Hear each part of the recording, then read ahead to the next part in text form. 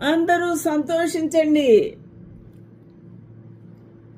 Let us be glad and rejoice and give honor to him, for the marriage of the Lamb is come, and his wife hath made herself ready. Let us be glad. పెళ్ళికి మనం ఎలా ఉంటామండి? చాలా సంతోషంగా ఉంటాం. మన చుట్టాలు, బంధువులు, ప్రియులు, వీధివారు, ఆ ఊరి వారు, ఆ రాజ్యంలో ఉన్నవారు అందరినీ పిలుచుకుంటాం. గొప్ప విందు ఏర్పాటు చేసుకుంటాం. పెళ్లి కుమారుడికి సిద్ధపరచుకుంటాం. పెళ్లి కుమారుడు ఎలా ఉన్నాడు అని ఆశతో ఉన్నాడు. ఎందుకు? తన ప్రియురాలుని కలుసుకోవాలి అని. ఆ ప్రియుని స్వరము వినబడుచూ ఉన్నది. పరమగీతాలు 2వ అధ్యాయంలో 8వ వచనం, ఆలకించుడి, నా ప్రియుని స్వరము వినబడుచూ ఉన్నది.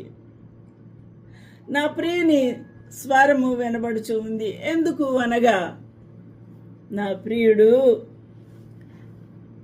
తన ప్రియురాల్ని తీసుకొని వెళ్ళడానికై సిద్ధపడి వస్తూ ఉన్నాడు కాబట్టి.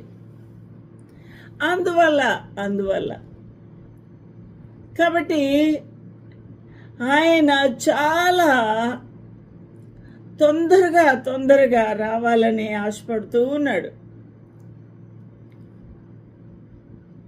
ఆలకించుడి, నా ప్రియుని స్వరము వినబడుచు ఉన్నది. నా ప్రియుని స్వరము వినబడుచు ఉన్నది. హల్లెలూయా. ఎవరి కోసము? తన ప్రియురాలు వింటదము అని. ఇదిగో నేను వస్తూ ఉన్నాను అని చెప్పడానికి ఆయన పరలోకము నుండి తన స్వరము వినిపించుచూ ఉన్నాడు. హల్లెలూయా.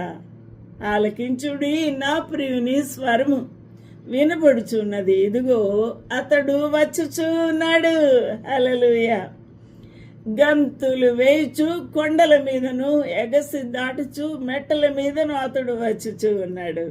మన ప్రభువు ఆయన మేఘాల మీద వస్తాడట. The voice of my beloved behold he cometh leaping upon the mountain, skipping upon the hills.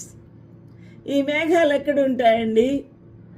ఆ యొక్క ఆకాశము పైన, ఆ యొక్క పర్వతాలు దాటి, ఆ యొక్క పర్వతాలు దాటి